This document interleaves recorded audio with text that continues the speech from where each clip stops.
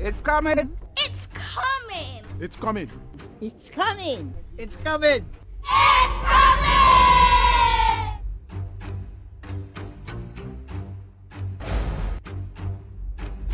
We say thank you to the Southern Zone for a very successful start to the National Secondary School Games. Now on Thursday, 14th March from 9 a.m., we head west side to the Cutman Peters Park in Boer for the Western Zone qualifiers. See Powerhouse, McDonald College, St. Mark's Secondary, St. John Christian Secondary, St. Rose Modern Secondary, Happy Hill Secondary, Grenada SDA Comprehensive, all competing for placement at the Grand Final to be held at the Kirani James Athletic Stadium. Friday, April 5th. All students present, past, and well-wishers, please come out and support the nation's children. Admission absolutely free for everyone. Now on Thursday, 14th March, National Secondary School Games, Western Zone. Your games, your future. Our nation's children still have a dream. The opportunity will shape their destiny. Thursday, 14th March.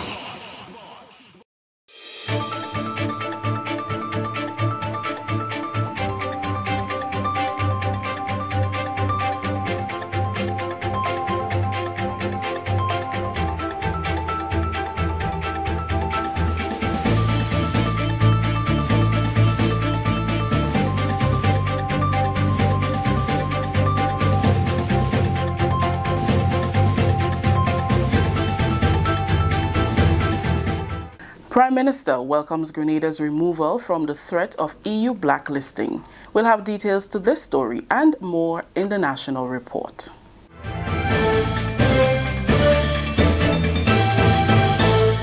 With the details to the news for today, Wednesday, March 13th, I am Rakisha St. Louis. Prime Minister and Minister of Finance, Dr. the Right Honourable Keith Mitchell, has welcomed Grenada's removal from the threat of being included on the European Union's tax jurisdiction blacklist. Grenada faced the threat of blacklisting because it had not yet complied with or committed to complying with internationally recognized good governance standards. The newly published 2019 blacklist shows that Grenada is not included on the list, which is regarded as a tool for the EU member states to combat what is perceived to be tax abuse and unfair tax competition. A fact sheet issued by the European Commission Tuesday states that following the commitments in 2017, many countries have now delivered the reforms and improvements that they promised, and 25 countries from the original screening process have now been cleared. Grenada is listed among those 25 countries. Reacting to the news, Dr. Mitchell said, and I quote, "This is a welcome development. While I maintain that we were unfairly threatened with blacklisting, I must commend the staff of the Ministry of Finance and Legal Affairs for undertaking all that was necessary to ensure full compliance with what was being required of us," unquote. To demonstrate its compliance with international standards, government repealed and amended several pieces of legislation which in the EU's assessment offered preferential tax treatment to companies that are not domiciled in Grenada and therefore considered a discriminatory practice. The acts repealed were the International Companies Act, the International Insurance Act, the Offshore Banking Act, while the International Trust Bill was amended to prohibit the creation of any new trust after December 31st, 2018. While the level of unemployment has dropped significantly from over 40% to 20.9% as of June 2018, Prime Minister and Minister for Finance, Dr. the Right Honourable Keith Mitchell, expects an even further decrease given the level of employment opportunities being created in construction and other areas. Speaking with the media during Tuesday's post-cabinet briefing, Dr. Mitchell said they expect to have an updated report by the middle of the year. There is an ongoing national labor post survey being done, and that number will be, in fact, given to the country in June this year. So given that it was 20.9 last year, and given the amount of activities that I will elaborate that has taken place since then, I expect that number will be in the teens, and I would not be surprised what level of teens it is at this particular time. It could be as much as 15, 13, whatever number it is, to me, highly significant in every sense of the word. 2019 is the year for farm access road maintenance and development. That's according to Agriculture and Lands Minister Honorable Yolande Bain Hosford on Tuesday during a tour of farmlands in Munlong, St. Andrew. Minister Hosford said having good road network enhances production and boosts economic growth. She said roads will be given priority for 2019. I have started my visit a few months ago. I started in Sateres, I visited Barak and the other areas, and this week we started off in Munlong and we looked at 3 roads in Munlong. And, you know, it's really a pleasure to go to these farms, but it's so sad that the roads are so bad, you know. And, I mean, when I look at the amount of work that is being done by these farmers, I mean, they must have the roads, and that is something we seriously would be looking at. I don't know what project we would put it under, whether it's through the farm roads, feeder roads, on the SIPE, wherever, or even through the ministers, you know, under the special project, if they can help to alleviate some of the problems that these farmers are going through. No, it's worrisome. She added that support for farmers is essential in the move towards the food security and buy local campaign. I want to applaud the efforts of the farmers. We're looking at food security in our country. These are the people that secure our food.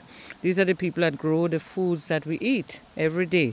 So we have to give them the kind of support that they need. And, you know, when you look at the lush green vegetation, and you look at the quality of farming that is being done, and how they take care, how nutritious the plants are, you know, and it's room for concern that we cannot get the roads done. So that is something that is on the and we will be helping the farmers to get to their farm. District Agriculture Officer Chris Matthew is happy that the cries of the farmers are being heard. For the past 13 years working with the Ministry of Agriculture, all the cry was from the farmers that roads, roads, roads. And I'm happy that the minister is here today so that the farmer could highlight the plight of the roads, you know. So I wish that something could work out in terms of everything can be done at the same time, you know. But I wish that the roads could be fixed to assist the problem. This is the National Report. We'll have more news after the break. We say thank you to the Southern Zone for a very successful start to the National Secondary School Games. Now on Thursday, 14th March from 9 a.m., we head west side to the Cutman Peters Park in Boer for the Western Zone qualifiers. See Powerhouse, McDonald College, St. Mark's Secondary, St. John Christian Secondary, St. Rose Modern Secondary, Happy Hill Secondary, Grenada SDA Comprehensive, all competing for placement at the Grand Final to be held at the Kirani James Athletic Stadium. Friday, April 5th. All students present, past, and well-wishers, please come out to support the nation's children. Admission absolutely free for everyone. Now on Thursday, 14th March, National Secondary School Games, Western Zone. Your games, your future. Our nation's children still have a dream. The opportunity will shape their destiny. Thursday, 14th March. Welcome back. Today, March 13th, 2019, marks 1 year since the re-election of the new National Party government to serve another term in office. Facilitating the weekly post-cabinet press briefing on Tuesday, Prime Minister Dr. The Right Honorable Keith Mitchell said the country has continued to experience positive economic growth with a number of major projects coming on stream.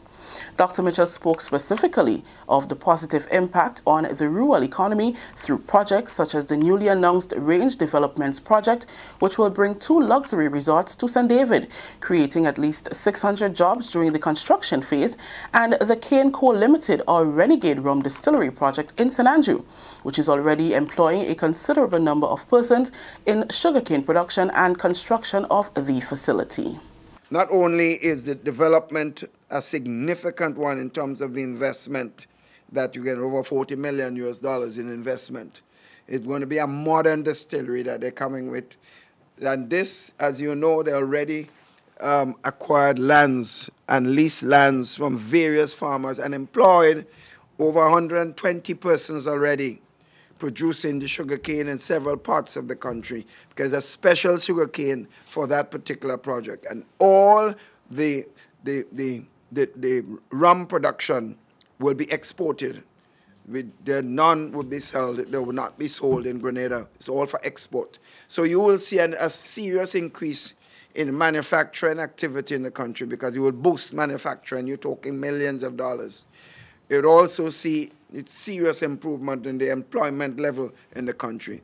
Generally speaking, Dr. Mitchell noted that Grenada continues to see a considerable number of investment projects.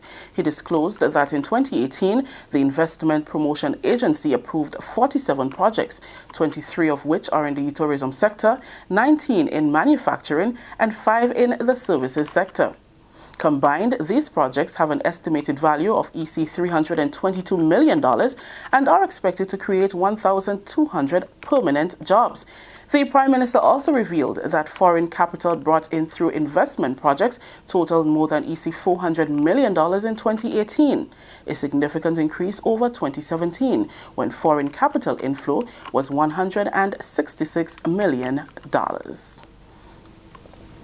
Finally, some of the challenges faced by law enforcement and the effects of drugs and the marijuana trade between Grenada and St. Vincent were recently discussed by stakeholders who attended the 14th annual meeting of the Grenada Drug Epidemiology Network and the National Drug Observatory. Annette Moore reports on the 14th annual meeting held recently at the Ministry of Education.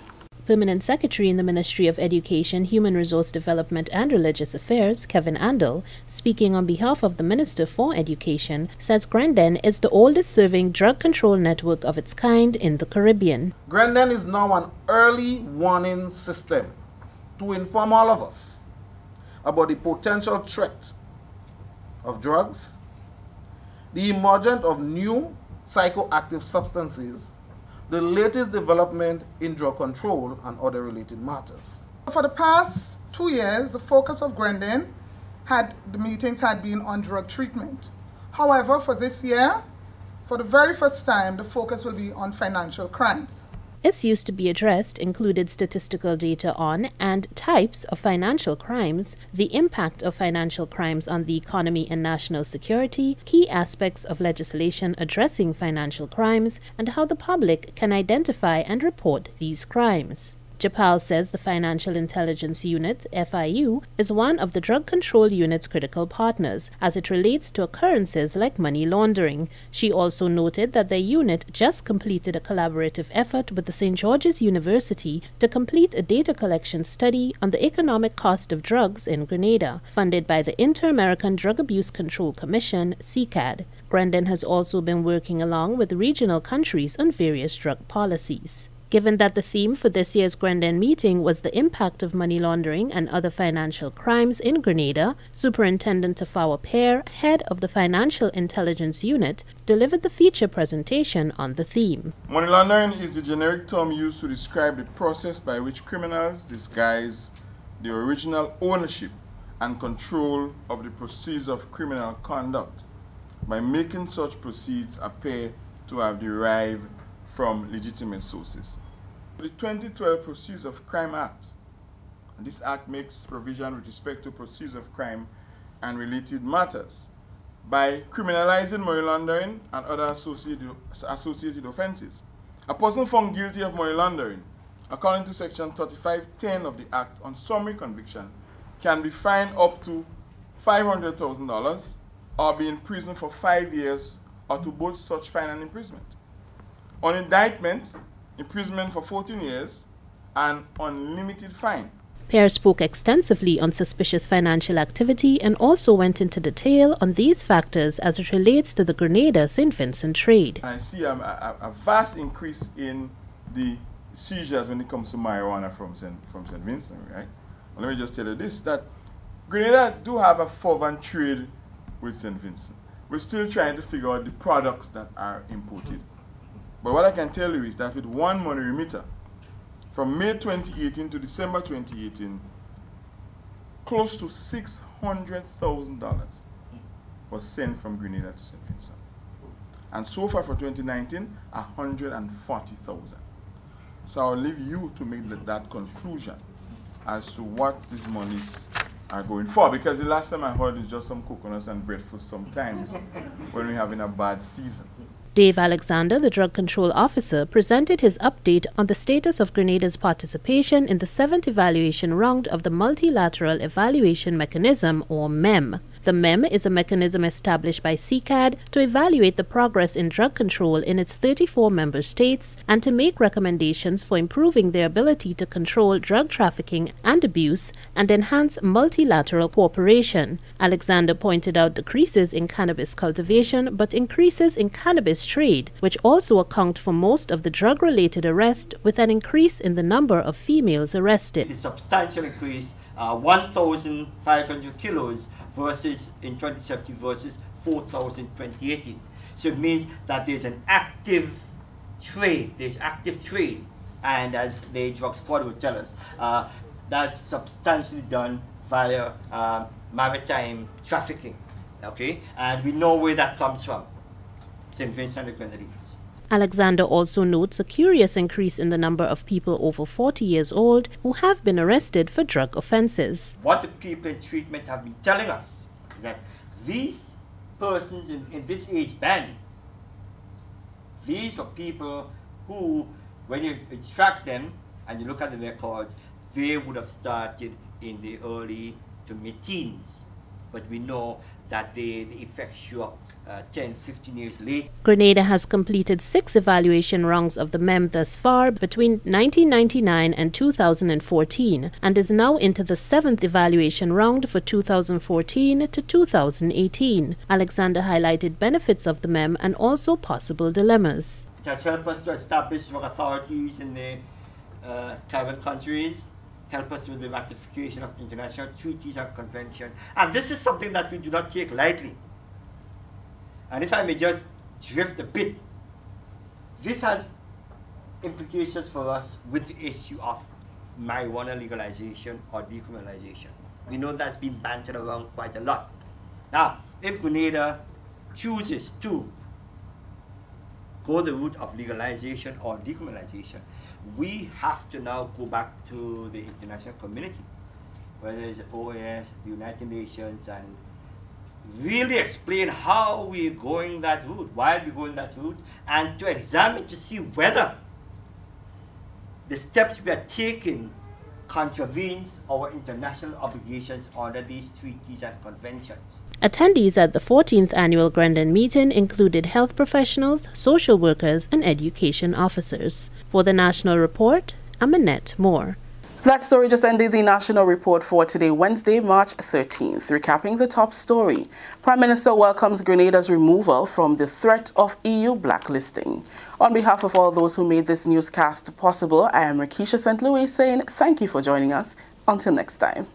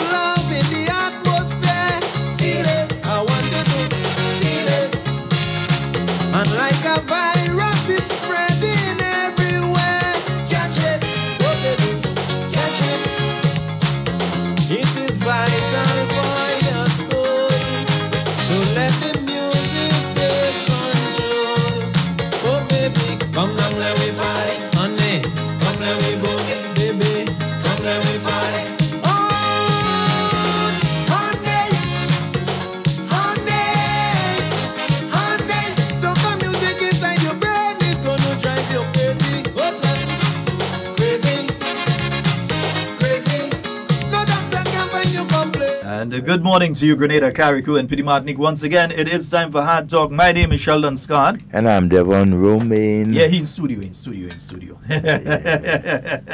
Good morning, Grenada.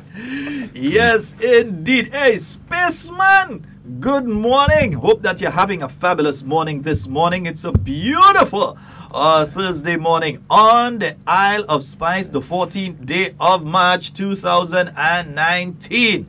Yeah? So, Devon, how has it been, man? You get arrested, right? Yeah. I enjoyed the rest because I needed it. And so, I did my best to, stay off my feet and everything like that as much as possible. You want to know something? Yeah. I've never taken a holiday. Well, that's not surprising. I've never taken vacation. Never. Anybody I've worked with could check the records. There's nothing there for me ever taking holidays. I might take time off for a funeral or bereavement or something like that. Yeah, but not holiday. Medical ones, I end up on my back for 2 weeks. The kind of work that we do, I mean, holiday is something that is out of this whole thing because you got to be there every day. When you die, the work's still there. Exactly. So you have to take a holiday. You need must to take a rest. Yeah, but I must say thanks to everyone again who have wished me well and welcome me back, and so thanks to everyone and greatly appreciated. The Lord speaks and do wonders.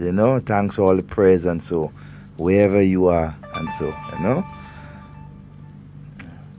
Yes, indeed. And folks, it's now 20 minutes to the hour of 11 o'clock. Today, Thursday, we do have the Western Games taking place. Yeah. So those of you who are on the western side, those of you in St. Patrick, or those of you who are there in St. John or St. Mark, a Happy Hill, you can head on up the road. Yeah, head on up the road to the Cuthbert Peters Park. You realize I'm using my THs, eh? Yeah. You know the meter rule? Them long wooden ruler they used to have with a piece of metal at the tip of it. The teachers used to draw on the blackboard long time, right? I had a teacher that used to hit us with one of that if we don't pronounce the THs when we're speaking, So if you say D, you get a lash. Yeah. You have to say V. You have to pronounce it. Say, use your teeth, those of you that have. So you have to pronounce your THs. You get a lash meter rule. Yeah, man. You have to put the tongue between the teeth and... Yeah. You had to. You used to give us sections of stuff to read, and you have to make sure that you always pronounce your THs and your enunciation and your pronunciation had to be correct, or you was in problems. Yeah, man. Every time you make a mistake, it's a lash. So I had to make you sharp. But no, you can't. I mean... That's why I used to score 80-something and 90-something in E-class, right? Sure. I don't think 80-something was the lowest I ever getting that. Yes, indeed, folks. As we said, the Western Games, they're taking place right now at the Cuthbert Peters Park. So if you've got the opportunity, you've got the time, head on out there and be part of that activity.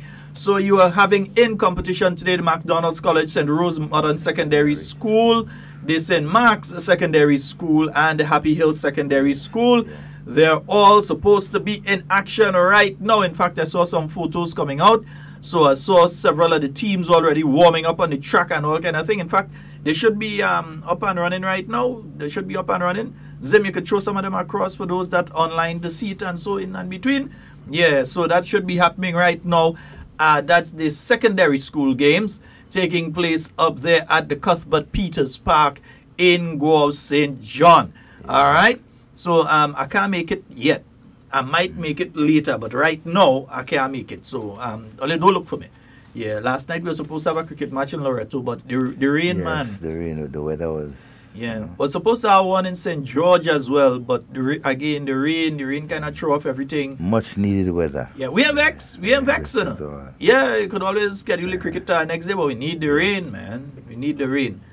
Folks, even though we are seeing the rains falling, it is still important for us to maintain that discipline in relation to our usage of water. Very much so. Yeah, it is still necessary. So the washing down of the car every day mightn't be too wise. Yeah, the washing down every day and the this and the that. Yeah, you have to be careful with the way that we utilize water at this stage. Additional to that, yeah, Devon, yesterday we celebrated the 1 year. 1 year. of that. Ooh. Yeah, the announcement the day before that, boy, Prime Minister announced 2 massive projects for St. David, you know.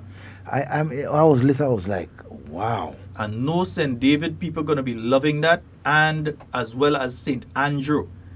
Because with, that's a Hyatt, and I'm trying to remember the name of the other one, but 2 hotels. And what you're going to see happening there is more than likely you'll be seeing a lot of jobs, not only for people in St. David, but St. Mark, maybe even as far as St. Patrick. And some of the people will be able to come down there. Excitement. That one, remind me to off air to give a call to the folks with the development there up in St. Patrick, because some work has progressed on that. Yes. And I think we need to report back and see what's going on. Yeah. It's important because there are so many, and as Prime Minister rightly said, there are so many projects going around. Sometimes you visit an area, 3-4 months ago. When you go back, it's like, I mean, what's going on here? See, it's just to show you the buzz that Grenada as a country and so is having, the confidence persons both locally and internationally is placing on our country and so, and for them to invest, and that's good for us. When Prime Minister said that, he reminded me of a joke from years ago when the airport was still in pearls.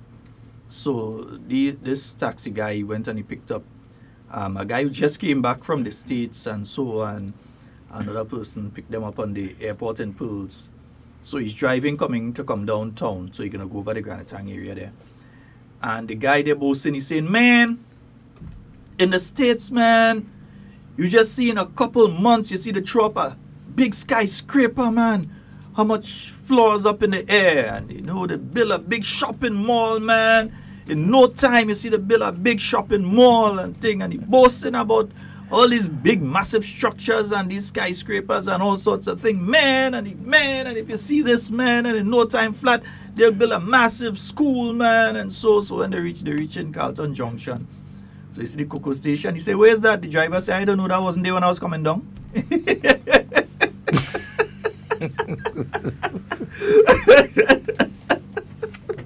Anyway, 4407377, that's the number to call on. 347-329-3101. Yeah, that was there when he was coming down.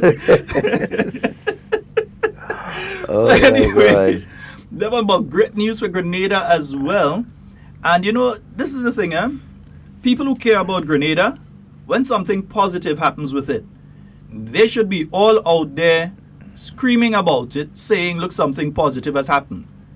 When something negative happens, the people who don't care about Grenada, they are the ones that scream that, and when something positive happens, they are nothing to say. The silence. Grenada, one of 25 countries that have been exempted from the blacklist. Yeah? When Grenada was placed on the blacklist,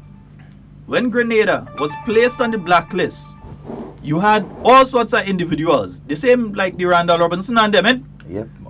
Run them out. Kind of guys, so you had them saying all sorts of stuff, running them out all over the place. Grenada on the blacklist, Grenada on the blacklist, Grenada on the blacklist. All of a sudden, they've gone silent. All of a sudden, you're not hearing them again. All of a sudden, they have absolutely nothing to say. Now, look, yesterday, Grenada has been removed off of the blacklist, and it had to do with the legislative agenda of this new National Party government. Because you had to repeal several acts. You had to repeal the Offshore Banking Act. You had to repeal that. And there were the International Business Act. I think there were some changes to that. You had to amend certain laws in relation to tax and sharing of tax information and all of these sort of things. And Grenada ended up on the blacklist. Not because Grenada was doing anything wrong, you know, but because the European Union and these jurisdictions, they change the requirements from time to time. The requirements evolve. Yeah. So you could do every single thing they say. You could check every box out of the 60 things they say. And you are off the blacklist. You are compliant.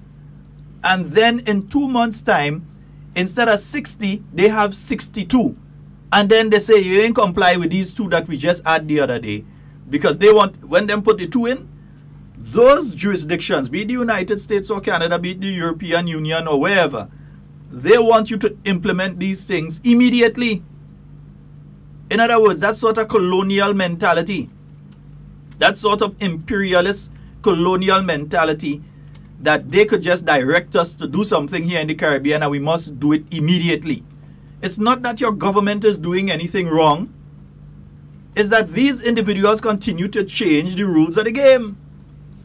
Yep. So, 20 years ago, Grenada would be compliant in relation to what it was doing at that point in time. Then they come and they put in a set of restrictions. Then they come and they put in a next set of restrictions. So you find now that even though you were compliant before, now you're not compliant. So you end up on the list. But the legislative agenda of the government has taken care of that issue. So Grenada is one of 25 countries. There are other countries in the Caribbean that are not off the list, you know, like I think St. Vincent is still on the list. I think St. Kitts is still on the list, and so on. Dominica, I believe, is still also on the list. They've just refused. So we ain't bothering to change no legislation in relation to these things. But Grenada is compliant. Yeah? Now, you know, one of the problems that happened there, because I often hear people talk about offshore banking, this and all these things. The Canadian government, the US government, the European governments, they make their money off of tax dollars. Taxes. That's how they make their money to maintain their billion-dollar military. That's how they maintain their billion-dollar healthcare systems. That's how they maintain their billion-dollar road networks and social security system, etc. That's how they maintain it. It's through taxes. That's how they maintain it, mainly through taxes. Now, if they see that any other country is going to make them not get the taxes that they're getting, they're going to put all sorts of things in place to strangle you. They're going to put it in place. It's not that they think that you're doing anything wrong, you know, but they're trying to protect their own interests. Their soldiers had to be paid. Yep. Their aircraft carriers, the people that working on it had to receive their salary and had to get food. The aircraft that patrol their airspace and the ships that patrol their waters, their submarines that pass under the waters, they have to be paid for and upgraded. Yeah? So they need their taxes.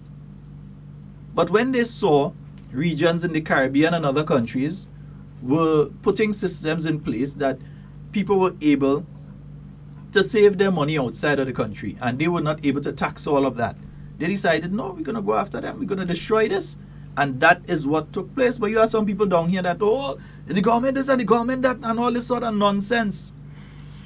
Yeah, because it's all about propaganda. It's all about, I mean, they want to have it their way. But it's shameful to see certain members of the public, you know, persons like Randolph and other persons on radio, right, coming down and criticizing the government and even the people of Grenada so much when we are doing so good, right? Much better than almost all the other countries in the Caribbean. We have a stable economy, a peaceful country. I mean, it's not like we don't have what we have been doing, what Grenada, led by this party and government, Dr. Mitchell, has been doing to ensure that all Grenadians be part of what is going on and share in the benefits of Grenada. I mean, what else can you ask for? All right, so, you know, sometimes you just hear some statements and you wonder if the people who are saying that really believe what they're saying. Or if they're living in Grenada. And if they believe what they're saying, you have to ask yourself the second question: do they understand what it is they're speaking about? Yeah. So the first question has to be, do they really believe that? Or they're just giving people that to hold? And the second one is, do they really, really understand what they're talking about? And you know, when you roll over to the second part, in a lot of the instances, they have no understanding of what they're talking about. From an economic sense, from a governance standpoint, they have no understanding of what they're talking about. So now Grenada is off of the blacklist. Grenada has decided that they're going to become compliant. And if you listen to the last two parliament sittings, you'd realize that MPs were very vocal in saying, listen, we don't fully agree with this measure, but they say we have to implement it. We're a small country, and if we don't implement it, we'll face certain restrictions, and so we have to implement it. And it was implemented. Grenada is off the blacklist. Yep. And so kudos to the government and especially the Ministry of Finance. Yeah. Because they did an exceptional job. We must praise the staff at the Ministry of Finance, especially for the wonderful job they did. You see, and this government, and you see the Ministry of Finance, does not want an unwanted burden on the Grenadian people at this point in time. The economy is doing good. We do not want anything to be put in our tracks to stop the movement of the economy, right? So things are being done, right? Despite we may not like it, but we have to follow certain, criteria, within the international circles. And so it's good to see the democracy within the party, because some people may have thought that, okay, you have 15 members of parliament, all of them belong to the same party, so all are just going to come and say, yes, let's pass that. But members have been vocal, coming out and saying, saying yes, because we need to do it. We can't not do it. But they don't agree I don't agree with it. Yeah. You understand? That is the democratic nature of our organization. I often believe that the organization that has the word democratic is the wrong one. That the NNP might have to add should have been the new national party. Autocratic. Yeah. NNP might have to become the new national party democratic. Yeah, because that's a party where you have true democracy existing. Yeah, so it's so important. That is why it is so peaceful in this country, because you have leadership who understand what needs to be done, right? I mean, they will never agree on all things, right? And you will never find that perfection. You will never find it, but they are able to sit around the table and, in the interest of Grenada, get things done, and that's what they are there for. That is no wonder why, right? I mean, for the last couple of years, the New National Party has been winning all 15 seats because of the confidence the Grenadian people place in them. Morning, Honorable Emlyn Pierre. I see concrete road going down to Cabia Beach. Yeah, I see drain going down to Cabia Beach and take proper drainage and so to take the water in the proper area, proper concrete road going down and all kind of thing. Cabia move, man. I was like, wow, when I see that. Cafe people morning. Wow. Yeah, nice walk down to the beachfront. You understand? It's much long overdue. And as she always say, give her time, right? The resources, she will get everything done. And a typical example of her commitment, and I always see that, is that Mama Can Community Center and Resource Center. You didn't hear the minister yesterday. I myself was shocked when she said it, because the near completion of telescope. One, because she did promise an election campaign promise last year, was that the telescope community center, that developmental center, would be completed. Now, I remember going there at the time I was public relations officer in the Ministry of Youth, and we were doing something in the St. Andrew area in telescope. Oh, she had a sewing program. At I think it is up at SAS there. Is SAS she had it? Boy, no, it was in telescope, at the school in telescope. There was this sewing program. The primary school, she had a sewing program at the school in telescope. And going up there, I remember going over to the facility, the old coffee plant as they used to call it, with the minister, and her looking at it and saying this is what she would like to do there. That was since 2007, but you know what happened in 2008? And she came back in 2013, did what needed to be done, put the proper things in place, and now you have that center. And you know what they're doing now? They're actually training the people now to staff that center. Early childhood thing. I mean, it's so amazing. But so while you have the computers and the drumming and so on in Mama Can, and I'm not sure if she started the sewing there. I think she mentioned sewing. And there's computer also. Telescope could end up with the same things now. You know what is amazing about that particular constituency? Mama Can was the first community center that they had there in that constituency. Yes, it was. Right? And she made a promise that it will not be the last. And there we got telescope. Yeah, because if you look at the constituency, where else? Nowhere else. First. You understand? I mean, oh my God. The people of St. Andrews, Southeast, wow. Yeah. You are a representative. We know you all proud of your representative. Oh, definitely. I see your Honorable Minister of Agriculture, down the bush. She's taken a hands-on approach to this thing. Honorable Yolan Bain Hosford, good morning to you. A hands-on approach. She ain't sitting down in no office and tell her what a farmer say. She go in and hear what the farmer say for herself. She grew up around estates and everything like that. She has, right away in Grambra in her mother's backyard. That's where she grew some sort of flowers and all these type of things. She's there. Identifying some of the issues along with the farmers. So it's not a minister sitting in her office and some technical officers come and say, we need a road there, we think we need a road there, we need this here and so on. For herself, the minister herself is going to see so that she can help put together that plan, that project and decide, yes, this is we need funds to do a road in this area, we need funds to do a road in that area and so on. To assist the farmers, they need better roads to get, you grow some wonderful crops and then the problem is you can't get it out from there to the main road safely, to transport it safely to the market. That's a problem. But you know what I like most of all about the agriculture? You have a woman who knows about agriculture, involved in agriculture, telling the men what they have to do. And some men, I love it. Some men get things, but she's in a position where she's able to not just dictate, but share, give ideas to men who are in the land every day. Minister moving with you water boots and things. She's Minister Hosford, you tell me where you get our water boots. I want a pair soon. I want a water boots. The only thing I didn't see she had the cutlass in she hand, but she maybe had it somewhere around. Well, she will kind of conceal it, She would she don't want to show that side and everything like that. A 3 ribbit? No, boy, I'll be a 4. A 4 ribbit? Yeah. Look, you see the length of her hands and her height and so. You need something, But we are seeing improvements in agricultural production here in Grenada. What it is doing, and you see, anytime farmers complain that they find the cost, the price they're getting for their products is too low, it means that you have increased production. So if you have increased production in a particular area, it's going to drive the cost down. Because if everybody have, let's say everybody has green banana to sell, then you ought to drop your price a little to be able to get a sale. So the unit cost is going to go down. That's simple economics. The unit cost is going to go down. So anytime you hear farmers start to complain, the price too low, the price too low, the price too low, it means that your agricultural production has actually gone up.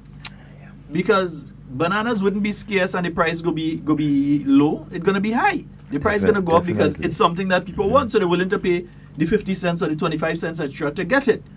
But you're hearing some farmers saying, the price, that's what they want to charge, that's what they want to pay me down, because the market is flooded with particular items. And but before you say a lot of these complaints, but now a lot of the farmers are basically rethinking how they plant, what type of crops they plant. Instead of you just planting corn once or twice in the year, you have corn right through 12 months. You have watermelon, you have tomatoes, and so you have some farmers that take that scientific approach and decide to upgrade. And so thus they always find in market, because at all points in time of the year they have either tomato, either cabbage, either lettuce, and that's the way to go.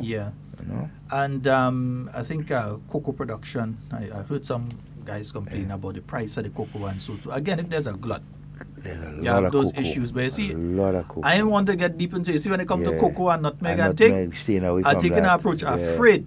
Because I remember several years ago, Dr. the Right Honorable Keith Mitchell went in Baines Hall, and when he started to tell certain people what happening now, he told them that would have happened. And so, the same things they hear them complaining about now, and he saw it. Some of them still were enemy. He said that is what would happen. And just because some people was looking at things from a political standpoint and not from a logical, sensible and realistic viewpoint, they started to get on. They started to get on. So you have to pay attention to when people talking there sometimes. Listen. Especially persons with that type of experience, who know that, look, man, we've been there. So, give out ideas, say, look, let us expect that based on the trend that we're seeing, in the next 3-4 years, this will happen. But again, as you say, politics sometimes blinds our eyes. Then you have the fisher folk right now we know there are some challenges with some of the fisher folk on the eastern side of the island because the seaweed has started to come back again. I was passing through, where was I passing through? Right outside the town of Grenville. And I realized that it's coming back. It's coming back. The seaweed is coming back again. I know that the Honorable Pamela Moses, she's been doing a lot of work together with the Honorable Anthony Boson in combating that seaweed in the St. Patrick area. Even when they had that problem, it was coming in heavy in the area of the reclaimed area there in Lowtown, the breakwater. I've seen them. We had teams of person there getting rid of the seaweed, and so otherwise, I mean, it would create problems. I mean, that wonderful beach area, persons, would like to go and explore. I tell you, they call it noodle of the sea already and they go selling it. Dry that, say it have health benefits, dry that, and that thing going and sell. It's a beautiful, area, reclaimed and so on. It's exciting. But it was coming in really heavy over on the breakwater. Well, I'm doing that for you to put it over there, brother. Oh gosh, man. Nas, man, come now, read the signal, man. Wow. You're acting like the host that was on with the policeman in Trinidad when the fella called. You can't read the signal. Put it on. They had talking. So we does roll. It's amazing the amount that is coming in on Yeah, and I know some farmers will be glad to get it. Some farmers will be real glad to get it. You make it, you make nice compost with it. So, but there's quite a lot that has been coming in on the breakwater there and some other areas in St. Patrick as well. The teams have been there. I know there's more than one cleanup because I know a couple of weeks ago they did one. They have been there for a couple of weeks. And they did one again just recently. Because the breakwater has become quite a popular area as well. Yeah, it's become quite a popular area. For family, Yeah, people go in and chill and so. But I think one of the challenges that you have in St. Andrews, especially around the Soubise, Marquis area, because of how the area is being located, you can't get access by, for example, like with persons going there with rakes and so, and do what is going on in St. Patrick's, especially around the breakwater. It's not as easy to access. It's difficult. So I think Mr. Technical Man have it up on the screen there now so folks could see what was taking place and what is taking place now there in the Sater's breakwater area.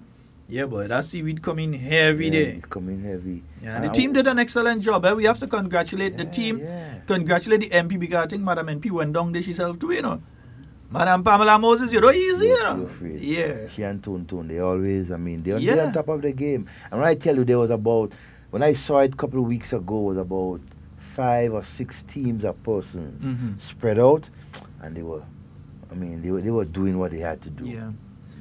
Luckily, I don't think we've seen much of it in the south of the island yet. No, as yet. But it has been heavy up to the north. Yeah, and on the western side, you have not seen much of it as yet, And we hope we don't see it there at all. We want to keep Granans Beach and thing clear. But at least the MPs are taking a proactive approach to the issue. And as you said, when it comes to the Soubise and Marquis, it's kind of difficult to get to it there. But and then when you decide you're going and use the backhoe and all kind of thing, people start to talk and complaints. So. But you know what, I really appreciate the resilience of the persons using these bays and so, like the fishermen, Soubise, Marquis and so. They are very patient, they understand what is going on. So, they're continuing to do and ply their trade, as usual, despite difficulties and so, understanding that, look, it's not something that the government could just do in one, one scoop and so. So, hey, understanding what you're going through, just continue to do what needs to be done, despite difficult times and so. Yeah, and Grenadian fisherfolk continue to do exceptionally well. And outside of the normal fishermen, you have sport fishing, which has become an extremely big thing for Grenada. We had, was it last month? We had, or January or February? We had February. We had the Billfish tournament, And hearing from those folks from the different countries and so, they were really happy to be here in Grenada. They said the fishing is like nowhere else. But not only the fishing, but when they come back to shore, the kind of warmth, the kind of safety, they feel relaxed. You don't have to be worrying that somebody coming and go with your boat. You don't have to worry. And so, so amazing. Yeah. And you see them all over, you know. I was down Spiceland Mall, you see them going around, they're going by Digicel, make sure they get a proper phone, and so they up and down and they around. You see them in town, they go in and make sure they get a spice. You can't come Grenada and not go back with spice. So they come in and get the spice basket and different things. So you saw them moving around. So it wasn't just that they come and they fish, but they actually spent money here. And also, when it comes to tourism, we're seeing several improvements to tourism projects around. You saw the Mount Carmel Falls, again in St. Andrew Southeast. Yeah, you saw the Mount Carmel Fall project there, one of a few. Congratulations to Honorable Emlyn Pay and her team. In that constituency. They have done an amazing job. You got to visit it, Sheldon, for yourself. And the environmental wardens, they're helping out a lot in these things, in helping to clear these areas. Not the traffic wardens, don't go and see what I say. I said environmental ones. They're going out and they're clearing these areas and so, and they're doing an excellent job. Right or wrong. Yeah, so that one, I have to speak to the Honorable Delma Thomas. I think we should speak to her to find out about plans for the one in Mount Horn. That has suddenly become one of the most popular destinations by hikers, etc., on the island. Exploring. All of us, because like much people didn't know about it. That hot and cold sulfur spring up there in Mount Horn. And it has just, I don't want to use the word exploded, but it has just become extremely popular. Yeah, it has become extremely popular. It's trending right now. Let me put it like that. It's trending right now. So a lot of people, they want to go up there. Loads of people want to go up there because there's the hot water part and there's the cold water part. If you go to St. Lucia or if you go to Dominica, you see these springs where they develop and so on. But usually they come and they put a set of concrete. So it's not natural as you come in Grenada and you go to the natural landform. In some of those, I saw one that was completed in St. Lucia recently. And it's a concrete thing. They have the hot water and the cold water, but they channel everything into some concrete pools and they tile different areas and that kind of thing. But here in Grenada, it's totally natural. People get it as it is. Yeah, and a lot of people go to the sulfur spring because they believe it helps with the skin. Not believes, but it actually does help with skin conditions and so. So they go to have the nice little refreshing bath. Don't drink the water though. No, don't drink it. It's not the best, It's not the best, it's kind of poisonous. Don't drink it, but you could bathe in it, and wash down and take a nice little soak, All right, so folks, let's open the phone lines, 440-7377. And 347-329-3101. And Sheldon, just to continue to inform persons, I think NAGMA has been doing a job also of informing. Today is a special exercise taking place in the parish of St. Patrick. Right, a tsunami exercise where the simulation is that there is an eruption of Kingham Jimmy, which is a couple miles off the coast of St. Patrick's, and as a result of that, what happens, and so you have to evacuate persons because of a tsunami warning. Because usually when you have an eruption of a volcano for example, in water, as we have Kingham Jimmy, right, it is expected that it will trigger most likely a tsunami. So thus the warning, the exercise and so, all right, the simulation is going on at this point in time up there in St. Patrick's, all right, and that will help trigger a national response.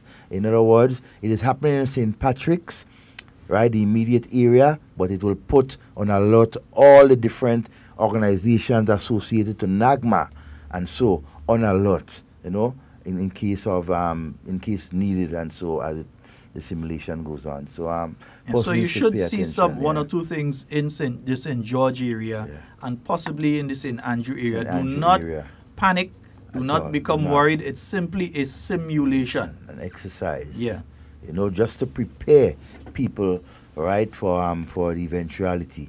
See, we don't know what the future brings. We have situations that may have occur, right? We have knowledge of things like Kingham Jimmy and all these things like that, volcano eruption. We have to continue to take precaution and to be prepared, right, and not be caught off guard. All right, Okay. folks, we'd like to remind you, remember to like and share the live. Deepo, good morning to you. Hannah, Denise. I'm sure I saw Sonia inside there. Sonia, Shirley. Hey, Shirley, how are you? Haynes, everybody, good morning to all of you. Albert. Alberto. Lorraine, Alicia. So good morning to you, Joy, as crew. well. Yeah, everyone that's into Joy, the live. Joy is my cousin, you know, first cousin, Yeah? 2 sisters, children. You have a Joy down in your heart? Yes. Yeah. Morning, Joy. Yeah, so saying a very special good morning to each and every one of you, Stephen. And we hope that you all have a wonderful day today, the staff out there at Paddy's Enterprise. We hope that all of you are having an absolutely wonderful morning this morning and everything is going all well and okay on the Sister Isle of Carriacou and in Petit Martinique as well. Good morning to you, Max and Francis, your mom and dad, the entire home circle, everyone out there on the island of Petit Martinique. Yeah, the name families over there is like them, the Rochers and the Williams and the Benjamin and the Bettels. There's a lot of names. Yep. So we're just saying good morning to everybody on the island of Petit Martinique. I need to spend some more time on Petit Martinique. I'm telling you, we need to spend some more time on Petit Martinique. One of these days, they must have a cabinet sitting on Petit Martinique. I have to go. I have to visit Petit Martinique. Oh yeah, he's never been. I've never been to Petit Martinique. Set foot all in Cuba, you reach in Petit Martinique. set foot all in the States. Canada, you been to Canada? Canada. Yeah. We ain't set foot in Petit Martinique. Cuba. Should be ashamed to say it. China. You should be ashamed to say it. Yeah. And right there, I mean, but you know what? When that day comes, I know I will enjoy it. It will be a wonderful day. Yeah. Devon, let me ask you a question. Maybe you just be around a little more than me. Where's Comrade Burke? You know, it's interesting that you ask that question, you know. I've seen him this morning when I'm coming up with the bus to come to work here. Yeah. I've seen him well dressed going down to his office. Yeah, at the top of Cemetery Hill. But all of a sudden, he no longer loves people and interested in Grenada and Grenadians and Grenadian issues, and so he just disappeared. Yeah, he and the 14 others. Yeah, the Benjamins is studying right now. No, because I can't understand that one. About a year and a day ago, you were trying to be the Prime Minister of Grenada. Yeah. You said, and your team said, that you folks the best. Love Grenada. I mean, apart from saying that you would beat the new National Party, you said you love Grenada. You said you had a plan for Grenada. Nearly any issue that came out, they were having like press conferences every week. Yep. Isn't it? Every week they were having press conferences. Whether they had something to say or nothing to say, they was having press conferences, and nothing to say was most of the time. Conferences all over. Yeah, they were doing that every single day. All of a sudden, they no longer care. What does that say about them from before? And was lying? They didn't care in the first place. In the first place. And we were telling people that, right? It sounded as if we were just running a propaganda or something on them, but that was the facts. We knew. But look, it's proving itself now. We understood these guys, what they're capable of, and we know that they do not love people. As the people in St. David, persuaded us come in every shop and moving around and come in and check. Not even NNP supporters, let's talk about NDC supporters. All you see them up in St. David's now, come in door to door, come and check all you and see how all you're going, how things progressing, what's the problem in the community, what all you need help with, that kind of thing. All of a sudden, all you ain't see in a minute. At all. I mean, you could understand the minister is the minister has the ministry as well as the constituency to deal with. He does a lot of international travel on behalf of the government of Grenada, because he's one of the most capable individuals to do that. It's not that the others ain't capable, you know. It's just that he's real good at it. He's good at what he does. So therefore, that's why every time you look for him, he go. Right now, he gone. Representing the country, representing Grenada. But he doesn't come. He doesn't come back with anecdotes and stories. He comes back with money for Grenada. Most important. He comes back with technical assistance. Sometimes what you get is not money. Sometimes you get technical assistance on a project. So whether it be an environmental project that you get the technical assistance on, or a water project that you get the technical assistance on, so you can understand in his context. Well, what was with that with? Nothing. But let's look even up the road there. Where's Simmons? Well, he's wrong. I realize Django Tremont. More agriculture now, I guess. Yeah, so he don't care about the people at St. Andrews Southeast? Well, he vexed that they didn't give him the blight last year this time, so? So all of a sudden, it's like you ain't care about the people, so you ain't checking nobody, you ain't talking with nobody, you ain't interacting with no. No, it's said because they're going to come again. They will come again. Especially when they pull the new candidates. These same individuals that was telling you they so care and they so love and they so care about this country and your community and you. These individuals that disappeared since last year, they like to come and say the MPs disappeared. The MPs have a job to do in the community and on the national stage. Every MP is in their constituency once they're on the island on a weekly basis, once there's no parliament sitting. They're in their constituency or no international or regional conference that they must attend. They're in their constituency offices. Many of them take the time and try to visit different villages within the constituency. Yep. It's either you see them or you don't see them. Because there's some people, oh, me and see my MP, me and see my MP. But the MP does be in the constituency office. You just don't want to go to the constituency office and see them. They does be there. But then again, too, when you hear people saying that, there are a lot of people within every constituency who are just bent on saying, oh, I didn't see my MP. I never see him since he elect him until he come back again. You have some people just, that's in their DNA. Lorraine looking to get we in trouble. Yeah. Not me, Lorraine. Me. Yeah, but what? Where are these individuals? Where are they? All of a sudden they go on mute. They get mutitis, foot and mouth disease. What? Where are they? They just disappear. It says a lot about them. They never cared about you in the first instance, which is what Devon and me was saying to you all a lot. They don't care about you. They don't care about you. Where camaraderie? He's very close to Silver Sands now. I think he's dining a bit. But where camaraderie? He's not studying poor people again. These individuals that came and they used to climb uphill to come and check you and all kind of thing and trying to impress you and walking around and come in and paying off light bill and water bill and all kind of thing, and they used to play, they come in and check you and in the case of Comrade Book, building veranda and all kind of thing for people and going and putting step and all kind of thing. How come you ain't doing it? All of a sudden you don't care about people? Well, first time in all my years knowing Comrade Book, is the first time I see Comrade Book Cutlass. Oh yes, oui, Papa. I wonder if you go back and cut bush up in Carriacou. It's the first time I ever see. I live in Tempe with this man for years. And it's the first time I see that man cut. I'm serious, you know. I mean, we joke and everything like that. But it's the first time I witnessed, and I'm not saying that he never did, but it's the first time I'm seeing. And look at when he's doing it during the election campaign. I mean, that was amazing. That was just fun.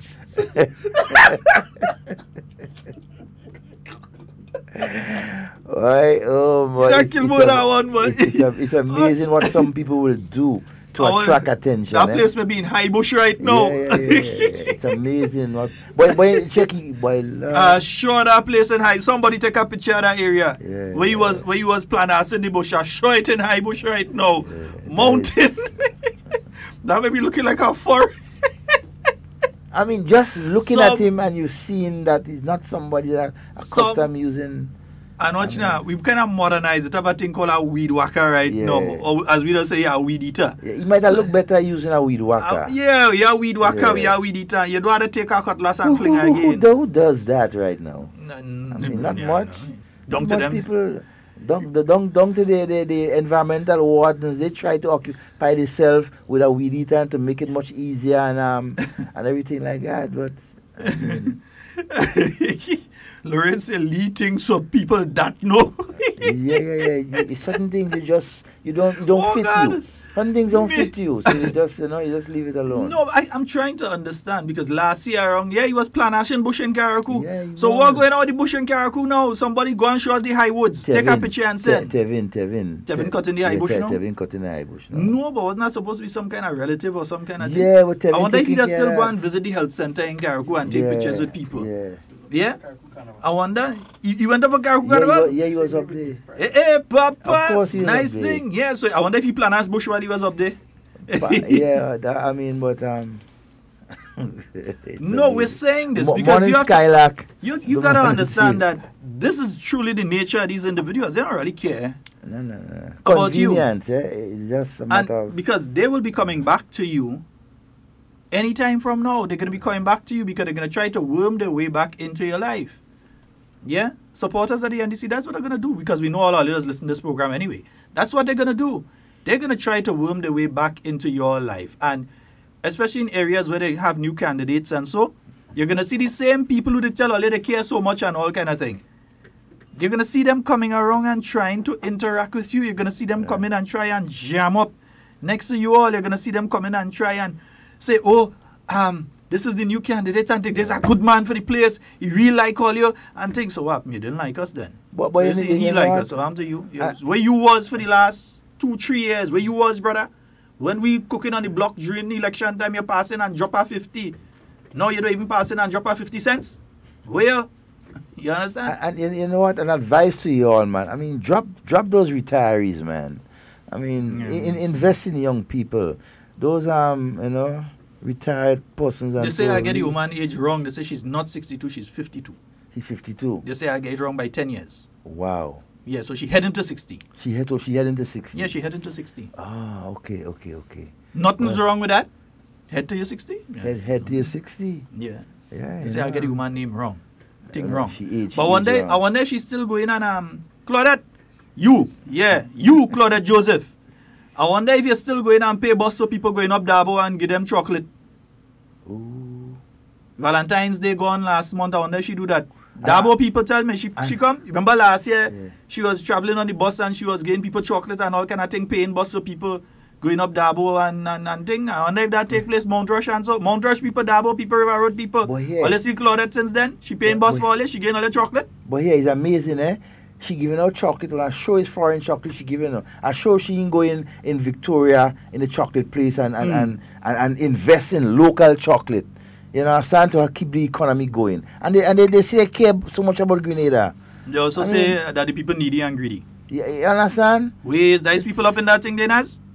Yeah, nice. You threw it up just now. Nice. It's amazing to what some of our politicians and so who want to get into. Yeah, them on the NDC side, they don't care. Yeah, they don't care. Listen, Delma Thomas lost in 2008. She lost. Yeah?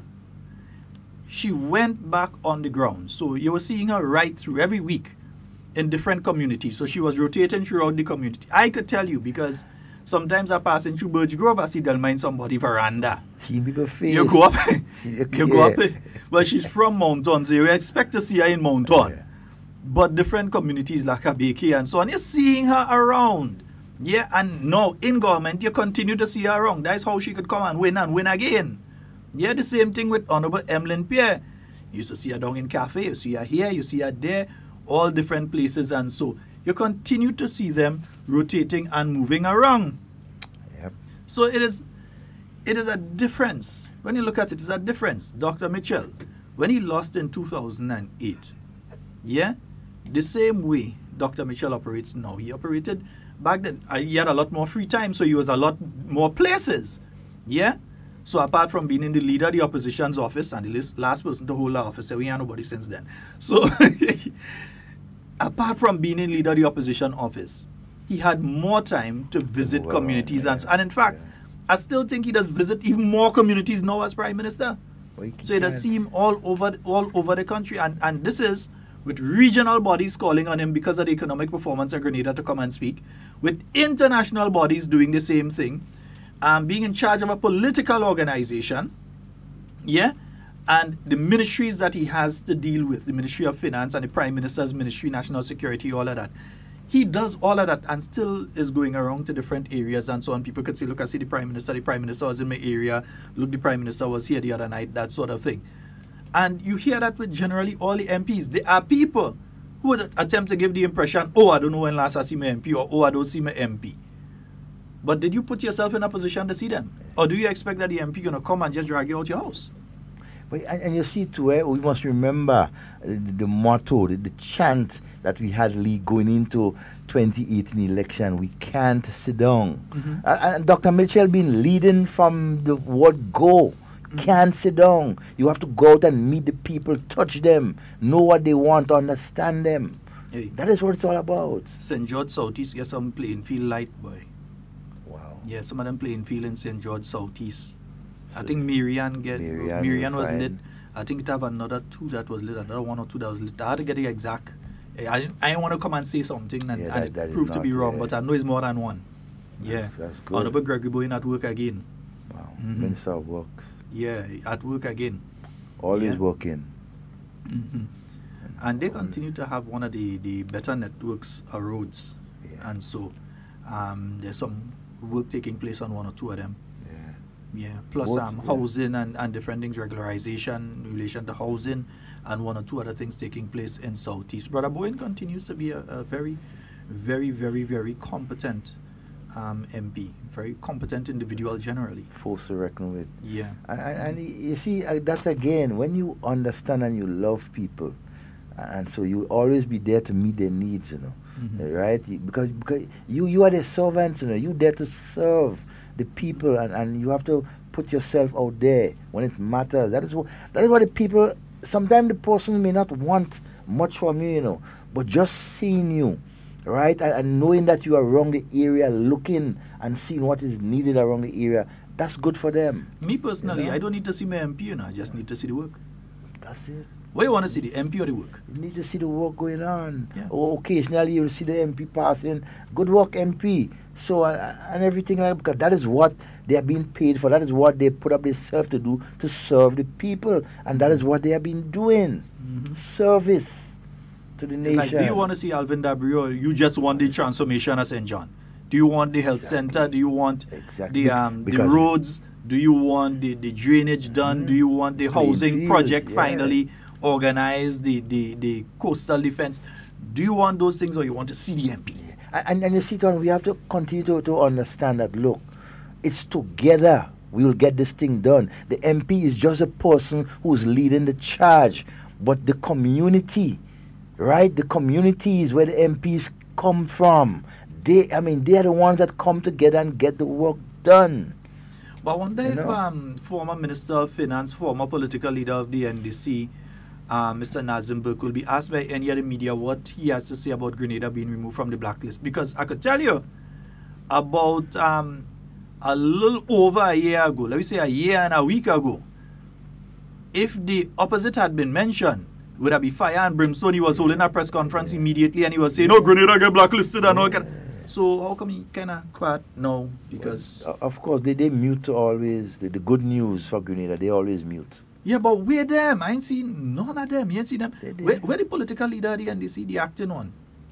Boy, you don't see that, man? Well, we know they just had the private meeting and thing of how to destabilize the government. We understand that, but that is ongoing. To take over the media, to take over the media, take over the church, take over the trade unions, and so we know they had a meeting where they just plan how to destabilize and get into certain positions so that they could make sure that the economic gains that Grenada has been gaining and the progress that Grenada has been making can be curtailed.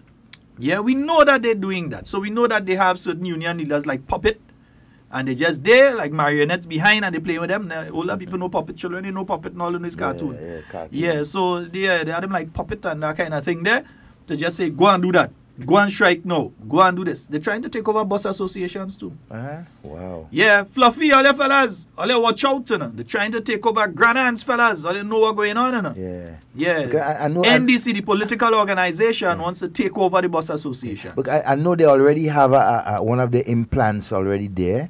One of the guys running Granans. And so he always a mouthpiece. Vocal for NDC. I remember there was a situation where a release came out on behalf of the Granans bus drivers when there was some strike or something. And Granans bus drivers say, well, who's saying that we don't know that about that? Play representing.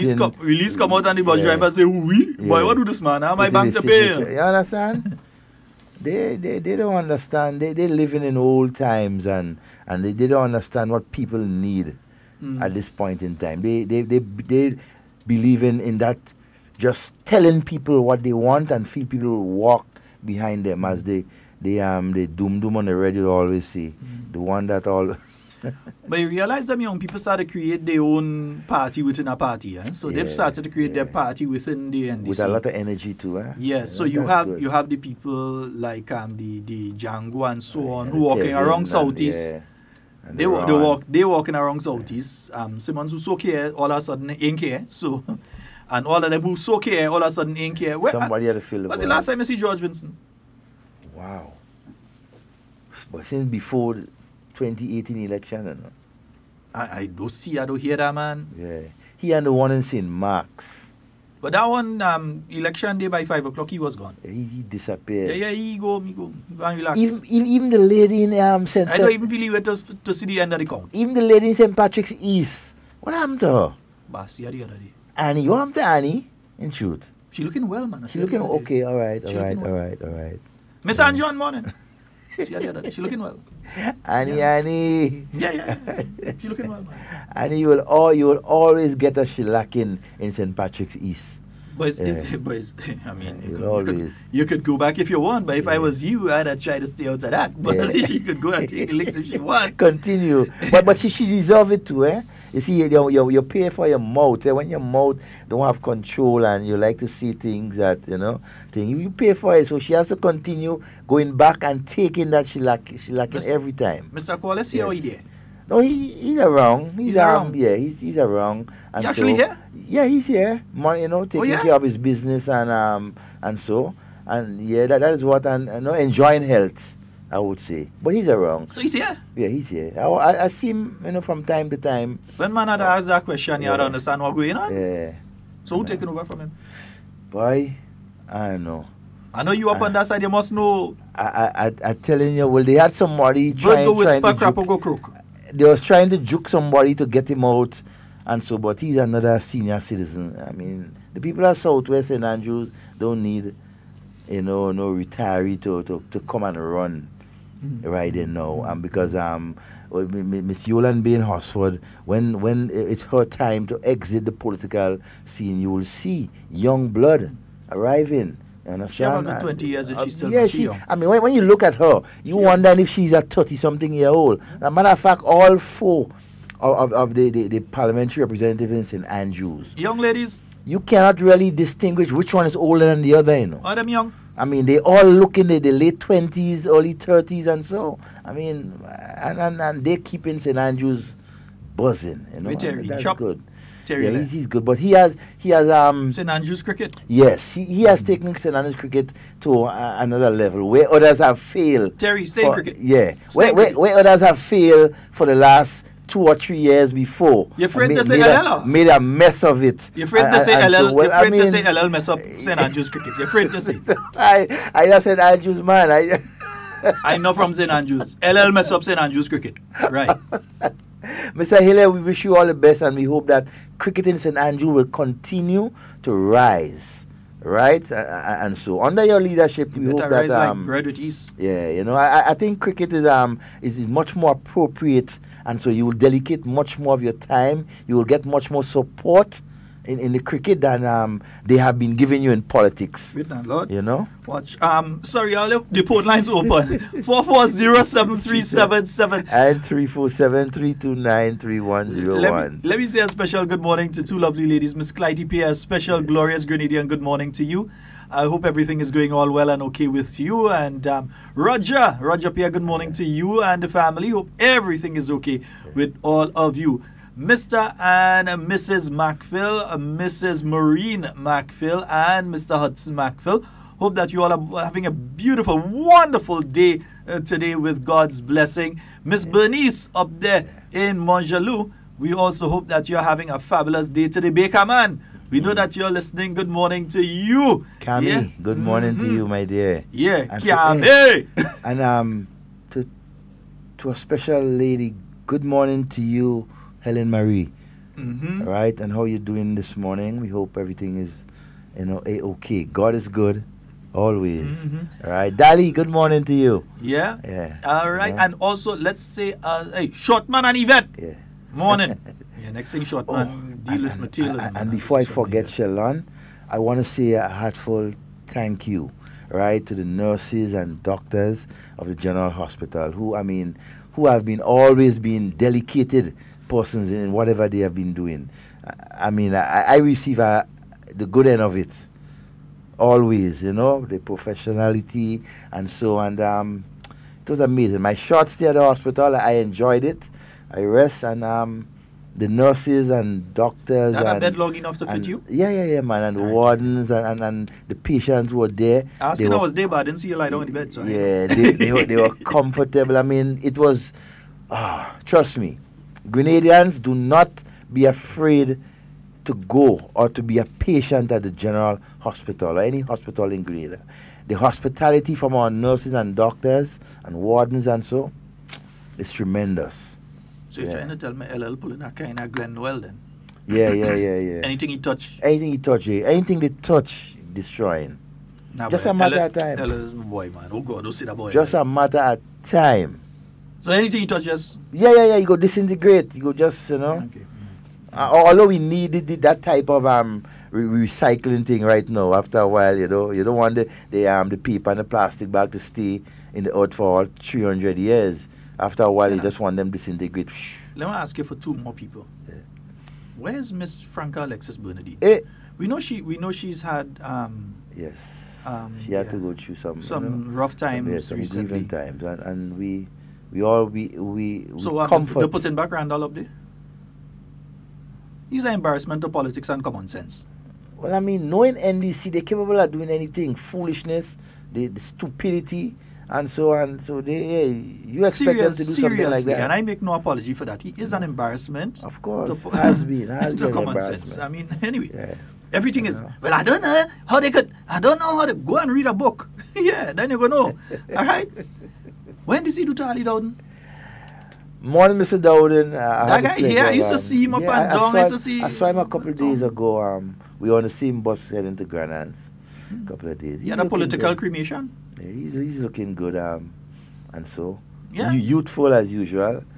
And but after the man hit 2 elections for them, they couldn't get the man a little blind in the Senate. Yeah. After they say that the man has so much wonderful, brilliant ideas, and he fought the battle for them in 2013 and 2018. They just dumped the man after that. They showed him that he has no future. The guy young. Within the upper echelon. He's in the 20s still. He's in the 20s still, man. It could be late 20s. Yeah, I believe he should still be in the 20s. I don't think Ali out of the 20s yet. I doubt Ali out of the 20s yet. Look at that the man and look a blind man. Why? That is NDC for you. That's all I can say. Yeah, but I find we don't hear him, we don't see him, we don't. The man was most vocal. NDC having chance for people to talk and all kind of thing now. They don't giving him a little blind. What happened? You all fall out. We don't hear any man. Well, you know what? As we said, that the youth arm is on the rise within the NDC. So apparently himself and the other ones like Tevin and Django, they have something coming. Hopefully, the party within the party. Yeah, with the party within the party. He has always been a party. And the two youthful senators they're trying to dump right now. Yeah. Because they're planning to approach Her Excellency and tell her they want 2 of them out and put in Claudette and somebody else. A sad day for young people and politics in general. Mm-hmm. Good morning and welcome. Yeah, morning, gentlemen. Good morning, sir. Morning. Well, due to my little activities, I only get a chance this morning to say. MIA. Due to my activities, I would just only get a chance this morning to say congratulations, to express congratulations to the new National Party for the victories at the polls last year. Mm-hmm. I wish that, they continue to build and do things in the interest of the people as they have always promised to do. Gentlemen, Rod really called me to the phone this morning. The question of the wardens, the police wardens. Mm-hmm. I'm just of the opinion that in certain areas, these wardens needs to be actually protected. I will use that word, protected by a regular uniform police person. I refer to one area, the Carriacou, right here on the Carriacou. Yeah? we have a pleasant, decent-looking young lady who is being abused, verbally abused by certain drivers when she asks them to make certain corrections to the modus operandi. You know, I just think because another resident has informed me, he's right there, he's hearing what goes on, and it's abusive. It's abusive the way how these bus drivers relate to these young police wardens. So I just wish the relevant authority could hear this, please. And in particular, I could say for one area on the Carriacou, have a regular police along with these police wardens, because these bus drivers, they are very disrespectful to the police wardens. They are abusive, they are vulgar, and they are very indisciplined. Yeah, I find it's a bit it's a bit even abusive to be just letting these wardens be at the mercy of these ill-disciplined bus drivers. I can emphasize it more, but in particular, those gentlemen that fly the Grand Anse route, they are offensive to the police authority. Yeah, even the regular police. I want to reiterate. Yeah. All right. Thank you, sir. Thank you very much, sir. And what I would say in relation to that is simply this. There's a charge for insulting language. There's a charge for not carrying out the instructions of an officer. There are one or two other charges that can be levied. Charge them. Yeah, charge them, drag them to the court. Charge them. Let the magistrate deal with them. Wardens, take note of the number of the bus and the point in time. Central Police Station in far if you're on the Carriacou. No matter what part of the Carriacou you're from, you're on Central Police Station in far. Head to the police station, make a proper report. When one or two end up in court and pay for the actions, you remember the Fred Jerry Seals? When one or two end up in court and pay for the actions, all go no to comply. I don't know why some of us have to continue with this kind of slave mentality. Massa type mentality. That massa must be over here with a big stick and a shotgun to make you do what you know is right. That is a slave mentality. That's still carried back to before during the years of slavery in the 1700s and the 1600s. That's how slaves used to operate. You have to stand over them with a big whip and a stick and a shotgun so they don't run and do the wrong thing. The wrong thing in your context. Because we keep complaining about the problems we have with traffic, right? And so, right? And the extent that our police officers had to be stretched, right? The idea came up with the traffic wardens, which will help. Good morning and welcome. Mr. Romain, pleasant morning to you, sir. Morning to you, my friend. And good morning to Mr. Scott. Morning, sir. And most of all, a pleasant morning to you all listening audience. Well, the wardens, gentlemen, don't worry. It's just a matter of time before the motoring public realize that the traffic wardens are need to be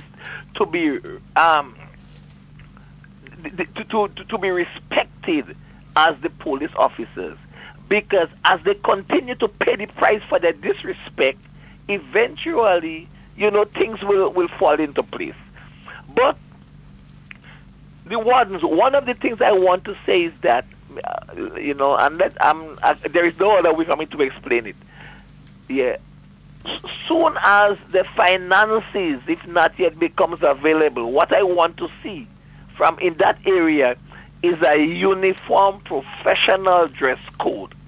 Right now, I understand how it is, but like I've said, in the next month or so, we should see a more professional, unified. Well, it's already unified, but more professional in the approach. That's all I'm asking for them. But the ones will get their due respect, because what the motoring public will realize, the operators of the vehicle transportation will realize, is that when they are being taken to court, the law will deal with them in a very serious way. Now, Mr. Scott and Mr. Romain, listen to this, and I'm going to just make that point and drop it off.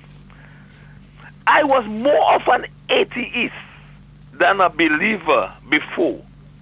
But you know, my personal experience have taught me that there is a higher power. I don't get caught up in religion, but I don't deny my personal experience in terms of my spiritual experience. So I'm not arguing about Jesus and God and who and who and who. I just know that there is a higher power, and that is who I am accountable to. Now, gentlemen, listen to this carefully. Lately, I find myself addressing certain misconception about the General Hospital. That is not true. And as an employee of that institution, I feel obligated to speak whenever I hear it, because I see the extra mile that these folks go on a daily basis in order to deliver the best patient care possible based on what is available. Now, gentlemen, I must say, these medical professionals are not ordinary people. I categorize them as extraordinary people. These are people that give in a very unselfish way and go the extra mile every time the opportunity presents itself. Mr. Scott, listen to that part. I have always said it is my intention to stay away from hospital business and hospital issues because I work in that institution. But when not nice statements and comments are being made, and I can share and know of a more positive aspect, it's difficult for me to stay quiet. I am not a spokesman for the hospital, but like I tell you, the fact that I participate, you understand, in a public discussion, I feel obligated to share my opinion. My last point here. Our Prime Minister and Cabinet made the decision to assist Liat. Our government have made the position very clear to Liat management over the years regarding the dissatisfaction with the carrier. But the present situation requires urgent attention, and it is imperative upon the governments responsible to help. We just cannot afford to let Liat go down. That should be the straw that brings the camel back. So once and for all, let's get down to running this carrier as a business and take the politics out of it. It cannot be business as usual. To my brothers and sisters in the Northwest constituency in St. Andrews, where my heart lies, I want to tell them, be patient. Despite the fact of Minister Delma delivering the goods and the services that she promised, we all know that things cannot happen overnight. We all know the economic cesspit that Grenada was left in, a few years ago under the last administration. Based on what you see taking place and being delivered presently, it is just the tip of the iceberg. So like I've said, be patient. Continue supporting Sister Delma Thomas. And as a result of that, the Northwest constituency and those who seek the necessary assistance to elevate themselves and elevate their lives and the standard of living, be patient. Things will come. It will materialize. Mr. Scott and Mr. Romain, I trust you will all have a pleasant day, sir. All right, sir. Thank you very much. And boss, have a wonderful day. And I need a direct number for you. So a little later on, give me a buzz. Now, Mr. Scott, you see, this thing you're asking for an end now. Now you're giving people the impression that I'm really being paid, you know. Nah, it has nothing to do with paid. It's something you have. Hello. You understand? You have legal representation out of your loins. And therefore, I may need legal representation, and that is why I am contacting you, sir. Gentlemen, you will have all the information you need. I trust you will all have a pleasant day. To you all listening audience, Lafayette and Moncton, where I was born and grew, I could not have asked for two better communities, you understand, to share my view and my opinion. I thank you all very much. Thank you, brother. My friend. Thank you. Yeah, he's a lawyer, and that's why I tell you. I know your daughter is a lawyer. Nice. Yes, indeed. 4407377. We just have a short while remaining on the program for today. Yeah. Hey, and I'm hearing some people trying to make some comparisons. And let's just be clear on something. The issue with traffic lights here on the island is simply this. The company that made the traffic lights that Grenada now uses is no longer in operation. Therefore, you cannot send and get the parts to replace for the traffic lights here, to repair or replace. You can't find it. The company doesn't exist again. Yeah? The same as if you buy a washing machine, and after a while, the company that made that washing machine goes out of business. It has nothing to do with you. The company had their own issues. They go out of business. And then when you need to get parts now, you can't get parts for that particular brand of washing machine. It's the same thing with traffic lights. It's a different brand of traffic lights. And the company that provided the parts, and these traffic lights have been around, what, about 20 years? Yeah. The company that provided the parts no longer exists, so you cannot replace what is there right now. As such, the Ministry of Works is in the process of preparing the tender to get new traffic lights. But it's not just get new traffic lights. You could easily just go, do the procurement process right now, and say, okay, we get new traffic lights and replace the traffic lights in all the locations that they are right now. But you may very well find that then you have to go back to the same company again to get more traffic lights to place in some new areas. So what they are doing in tandem is also looking at an assessment of the island and the traffic flow in different areas to see new areas you may need traffic lights and an area or two that maybe you have no that you don't need again. So they have to look at it from all those perspectives. It is not simply run helter-skelter. That's why I keep saying governance is not simply an emotional process. There is the element of emotion, but you have to look at the reality of a situation and deal with the reality of the situation. Look at the economics of the situation and deal with the economics of the situation. Do you just run and buy traffic lights and put back in those places right now, and then less than a year later you have to go back to the same company again? That makes sense. Yeah, just do one thing where you get everything at a reasonable cost. It's like if you're buying something and you're buying in bulk, you get it at a better price than if you're buying one, few. Yeah, the unit cost goes down. So you're doing the assessment. There may be one or two, and there definitely are. I could point one that I think really needs one right now. I wouldn't say it on air, but there are areas that definitely, I believe, need traffic lights. Yeah? So they're looking at that. It's not a situation where they're just ignoring the thing or they hire traffic wardens to take the place of the traffic lights. Nothing like that. But you hear people who are supposed to have common sense. Let me just don't even politics. Say understand. Yeah, just politics, Supposed to have common sense calling and saying, oh, government just hired traffic wardens. Why they didn't buy traffic lights? It's not just buy traffic lights. Understand that you have to look at these things from a serious perspective. You have to look at the economics, the reality of the situation. You cannot just run out and buy traffic lights and put in. Suppose you run out and you buy traffic lights again, and the company you buy from now to replace those that go out of business next year. You're back to square one, isn't it? Yep. You're back to square one. So there has to be a proper procedure for when you're going to purchase these lights and you place them. But some people run, they take in a set of traffic warden and the money they're using for them, they could do the traffic light, and so that is not the case. Let's be reasonable and sensible when we're speaking about things. I could understand if you don't know, yeah? But if you don't know, research first and then speak. Then comment. I've heard the minister say on more than one occasion that is the process, that's what they're going through right now. You have to assess Because especially when you look at traffic flow into the south of the island, it's increased. Definitely. Yeah. The car boat was coming nearly every other week last year. So I feel right now the carrying capacity, it's going to affect the state of our roads.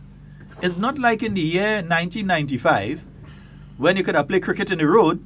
Now every 2 seconds a vehicle passing. It will affect the road. Dropping water dripping on our road does wear it away. Much less increased vehicles and heavier vehicles. The type of vehicles we have. Exactly. So it is going to affect your roads over a period of time. So you have to improve on the road network over a period of time as well. So there are different things that have to take place. But you also have a higher volume of traffic heading into and out of the south of the island and at particular times as well. So you have to take that into consideration. Are you just going to say, okay, we're going to put back the one by Ramada? Well, oh Lord, you could tell how old. Radisson. Yeah, are you just going to put back the one by Radisson and say, well, okay, yeah, just put back the one by Radisson? No, you have to look at it carefully and say, well, okay, maybe you need that one. But maybe you need a one a little further down or a little further up the road as well to regulate the flow of traffic to that point. You have to look at that. So it's not rushing to do things. And I know everybody wants it to be done right now. I would love if it could have been done right now and that by weekend we could have it. I would have loved that. Everybody would have loved that. But be realistic. Just don't happen that way. Realistically, that can't happen. It's like some of the people. So they find the money to pay Liat. They find the money to pay Liat. The monies that you pay Liat, if you don't pay Liat, you're going to lose 5 and 10 times that amount. Well, look at what is going on right now with the recall of all the planes that are happening right now. I mean, just take for example. Who picking up the load? Okay. Because some of the flights are exactly. so we have to look at Liat. We probably had one of those planes flying into Grenada. And knowing that Liat has been operating longer than a lot of these airlines, and so right, yes, it has its issues over the years, but it's an airline that we have to continue to invest in to make it much better because the Caribbean, the region needs an airline like Liat to do most of its island hopping. We will be affected so much if we let Liat go down. Let me make the biggest case for Liat, because let me say two things here because we're quickly running out of time and there's something important we must say about Liat. One, I see the NDC and some individuals playing audio of Dr. Mitchell saying that he's not going to put any money into Liat, and so as long as they continue to operate in that way and that kind of thing. And yes, it is real audio. Yes, Dr. Mitchell said that. But after he said that, they improved on the way they operate. What he said that they need to do, they have done. So there's nothing wrong with him coming now and saying, yes, we are going to put some money. They asked for a certain amount. The government of Grenada has not said that it's paying that amount. It has said that is the contribution that has been requested by Liat. It has not said that the government of Grenada is going to pay that full contribution. It has said that is the contribution that Liat has requested. Government has not said we're going to pay that full amount. Next thing government say, okay, we're going to pay half and look and see how you all operate. And then if you're operating properly, we might get the other half. Next half. Yeah. But it is not a case that government has just said we're giving you all of that one time. But I see people trying to equate that to the teachers and to this and to that. The issue with the teachers is into the $1 billion range. That gratuity thing that they're talking about, that's into the $1 billion range. Because you're not speaking of a one-off payment of $1 million. You're speaking of payments on a yearly basis for the rest of history. Plus retroactive, eh? Yeah. Plus those that gone already. Yeah, so for the rest of history. That's what you're talking about there, you know. So it's not just giving it just so. But you see, some people want to operate on emotion and politics. You have to operate, when you're in government, you don't have the luxury to do that. You have to operate in a way to continue to operate the country properly. So government would have to look at, okay, we can assist Liat, because if Liat goes down, then the air bridge between Grenada and all the other territories, inclusive of Barbados and Trinidad, which are two of the nexus points where Grenadians can connect, and St. Lucia, where three of the points where Grenadians can connect to move on to overseas, and so that will be severely affected. Yeah? The Liat, I mean, every day. And then What did I expect? Did I expect because Caribbean Airlines would then have to increase flights to Grenada, and Caribbean Airlines buying what? The 737 And what you would want to fly in? Yeah, that is what Caribbean Airlines buying a set up. Yeah. And American Airlines, so you'd have to get the American Airlines to increase flights to Grenada instead of taking the connection through St. Lucia or Barbados or Trinidad. And what American Airlines flying? Same thing. The 737 Same Max thing. 8? The Max 8 or the Max 9. Yeah. So this is what some of these people were saying. Let Liat fold, let Liat close down, and let these other airlines come in and think, and then something else go come up afterwards. They but hoping. You see, they always hope Liat? Of something. They don't plan. They people talk about Liat late.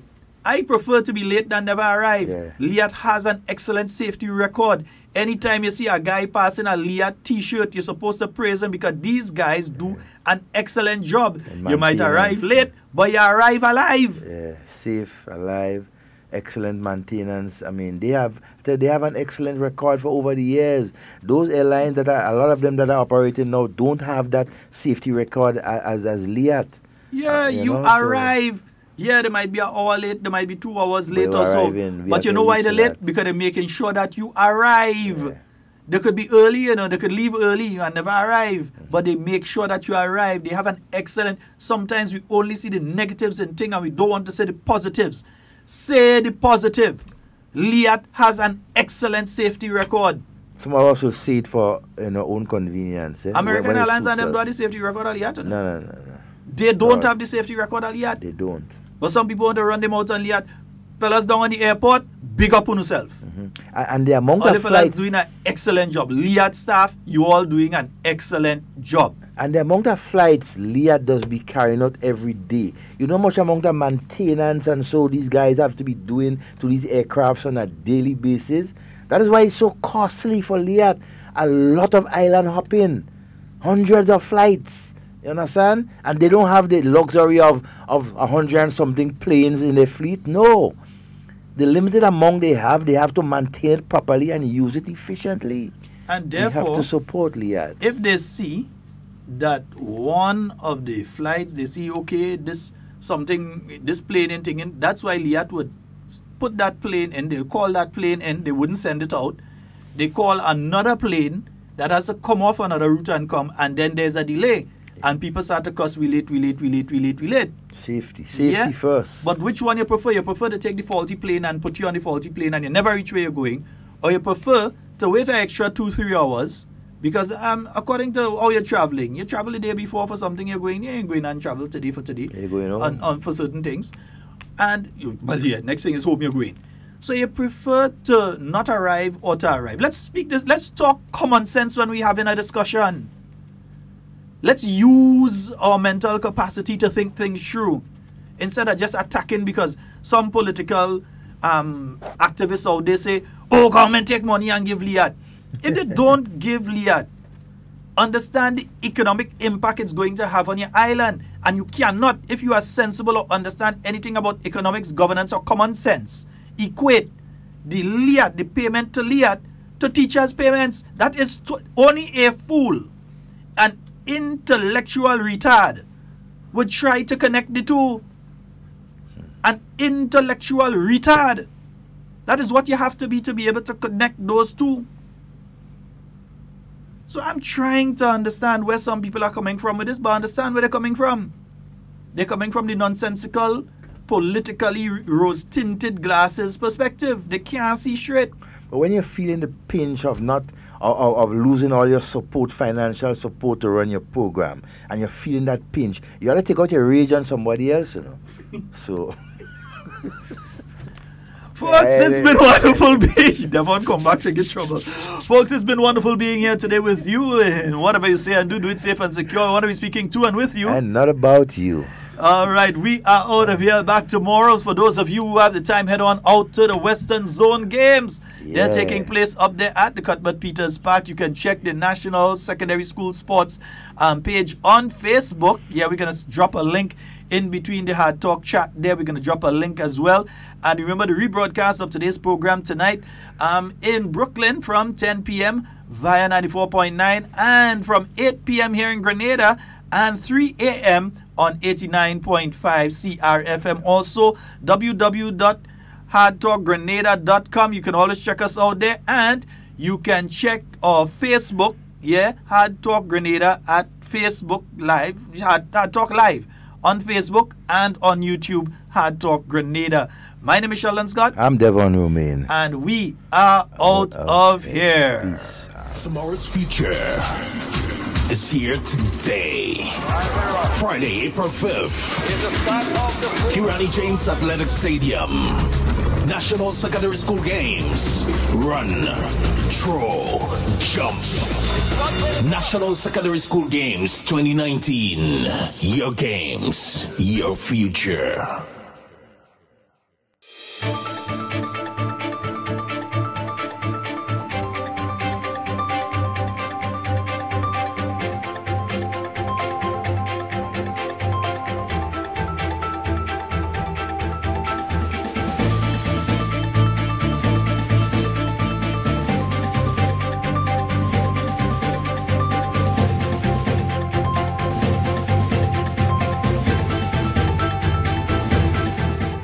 Prime Minister welcomes Grenada's removal from the threat of EU blacklisting. We'll have details to this story and more in the National Report.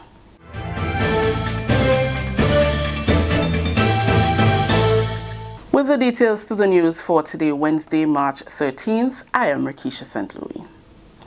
Prime Minister and Minister of Finance, Dr. the Right Honourable Keith Mitchell, has welcomed Grenada's removal from the threat of being included on the European Union's tax jurisdiction blacklist. Grenada faced the threat of blacklisting because it had not yet complied with or committed to complying with internationally recognized good governance standards.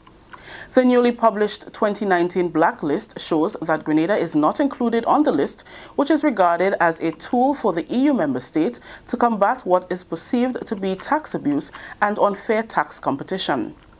A fact sheet issued by the European Commission Tuesday states that following the commitments in 2017, many countries have now delivered the reforms and improvements that they promised, and 25 countries from the original screening process have now been cleared.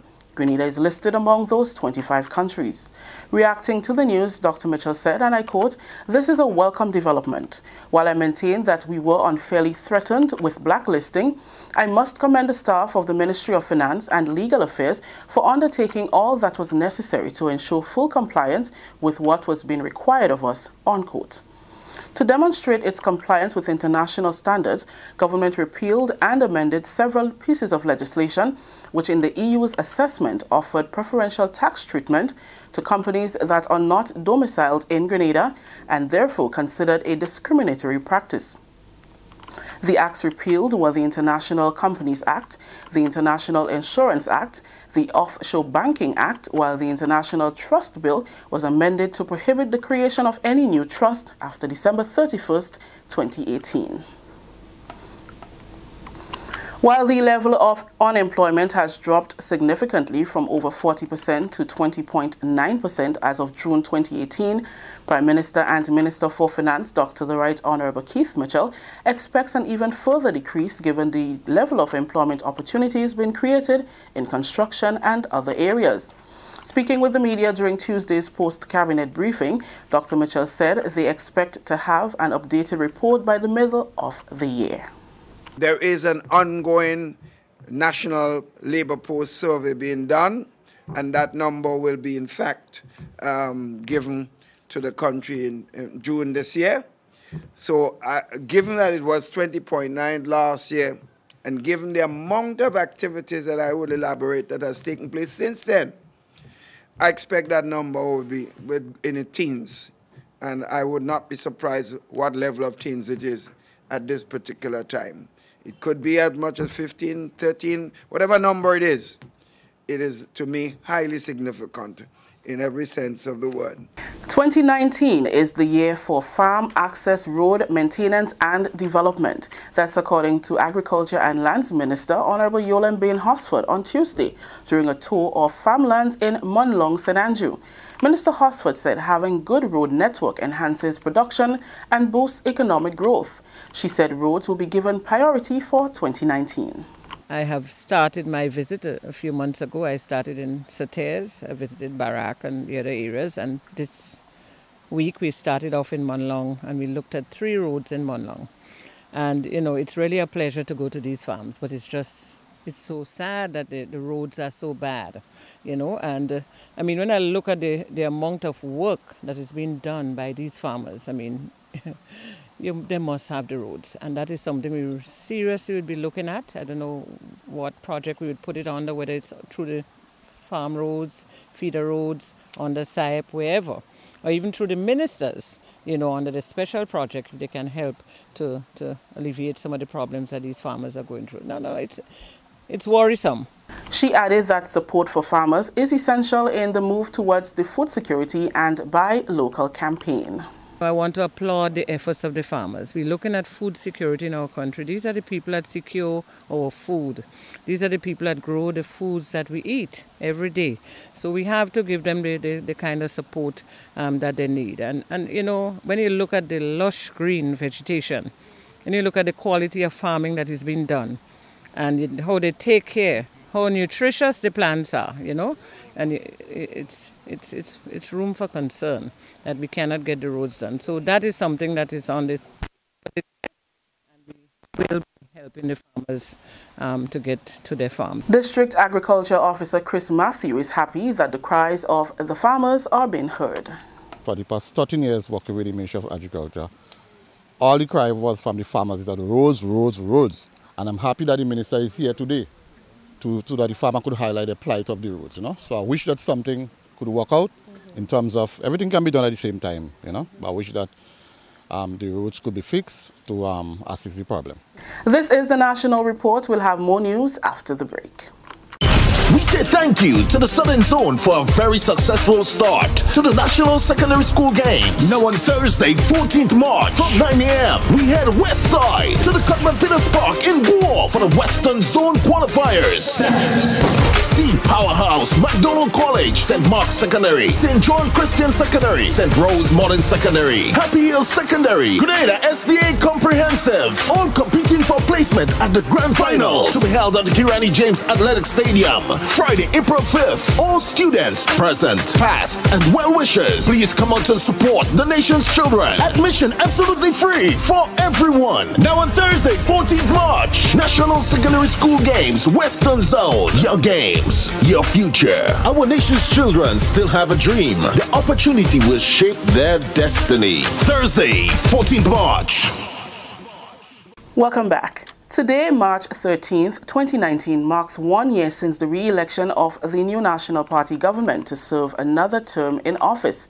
Facilitating the weekly post-cabinet press briefing on Tuesday, Prime Minister Dr. The Right Honourable Keith Mitchell said the country has continued to experience positive economic growth with a number of major projects coming on stream. Dr. Mitchell spoke specifically of the positive impact on the rural economy through projects such as the newly announced Range Developments Project, which will bring 2 luxury resorts to St. David, creating at least 600 jobs during the construction phase, and the Carriacou Limited or Renegade Rum Distillery Project in St. Andrew, which is already employing a considerable number of persons in sugarcane production and construction of the facility.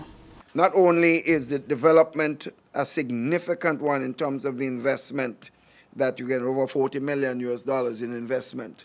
It's going to be a modern distillery that they're coming with.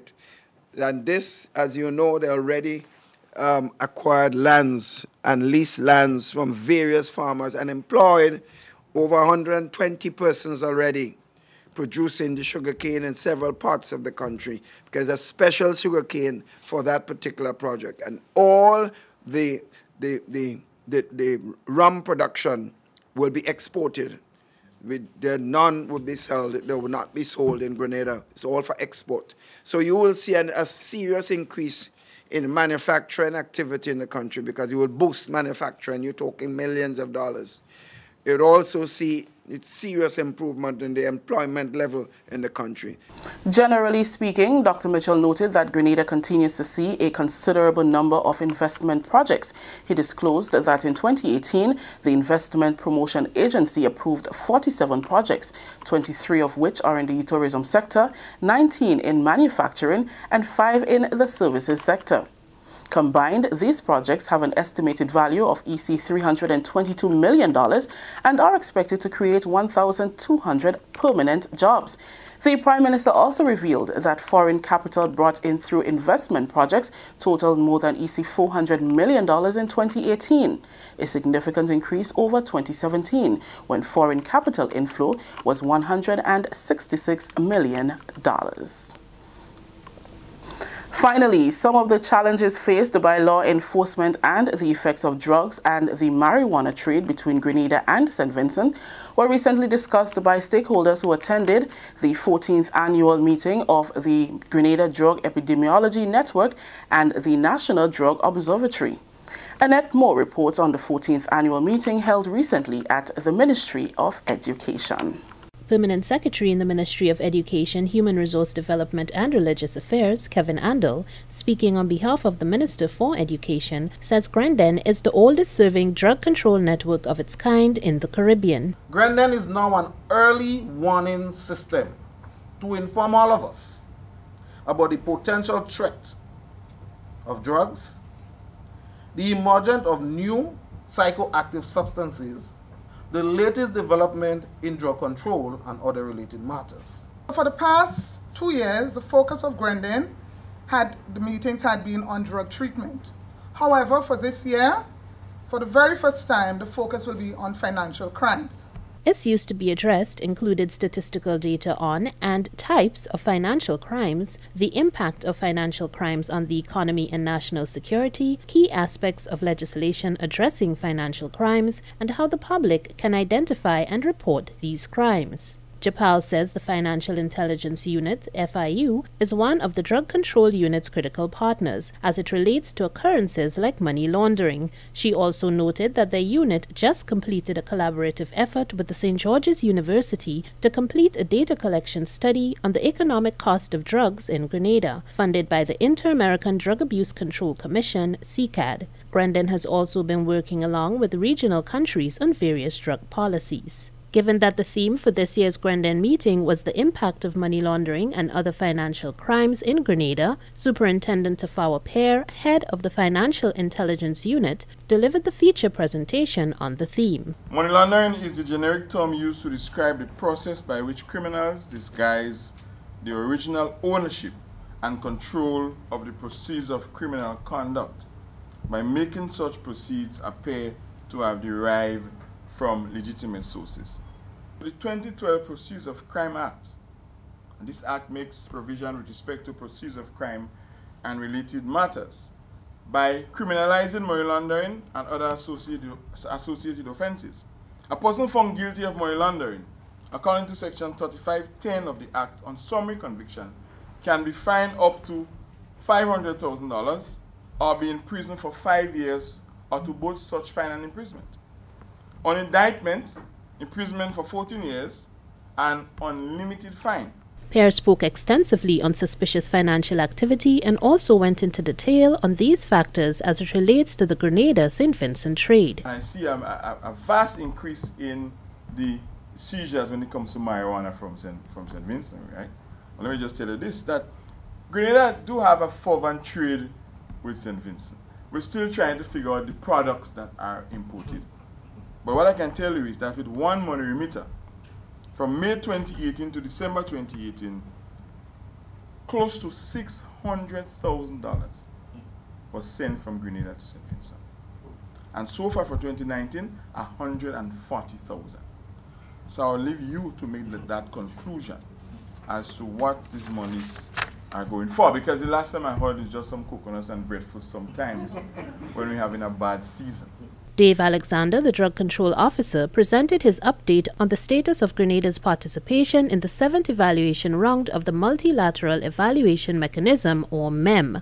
The MEM is a mechanism established by CCAD to evaluate the progress in drug control in its 34 member states and to make recommendations for improving their ability to control drug trafficking and abuse and enhance multilateral cooperation. Alexander pointed out decreases in cannabis cultivation but increases in cannabis trade, which also account for most of the drug-related arrests, with an increase in the number of females arrested. A substantial increase, 1,500 kilos versus in 2017 versus 4,000 in 2018. So it means that there's an active trade. And as the drug squad will tell us, that's substantially done via maritime trafficking. Okay, and we know where that comes from. St. Vincent and the Grenadines. Alexander also notes a curious increase in the number of people over 40 years old who have been arrested for drug offences. What the people in treatment have been telling us is that these persons in this age band, these are people who, when you track them and you look at the records, they would have started in the early to mid-teens. But we know that the effects show up 10, 15 years later. Grenada has completed 6 evaluation rounds of the MEM thus far between 1999 and 2014 and is now into the 7th evaluation round for 2014 to 2018. Alexander highlighted benefits of the MEM and also possible dilemmas. It has helped us to establish drug authorities in the Caribbean countries, help us with the ratification of international treaties and conventions. And this is something that we do not take lightly. And if I may just drift a bit, this has implications for us with the issue of marijuana legalization or decriminalization. We know that's been bantered around quite a lot. Now, if Grenada chooses to go the route of legalization or decriminalization, we have to now go back to the international community, whether it's the OAS, the United Nations, and really explain how we're going that route, why we're going that route, and to examine to see whether the steps we are taking contravenes our international obligations under these treaties and conventions. Attendees at the 14th annual Grendan meeting included health professionals, social workers, and education officers. For the National Report, I'm Annette Moore. That story just ended the National Report for today, Wednesday, March 13th. Recapping the top story. Prime Minister welcomes Grenada's removal from the threat of EU blacklisting. On behalf of all those who made this newscast possible, I am Rakisha St. Louis saying thank you for joining us. Until next time.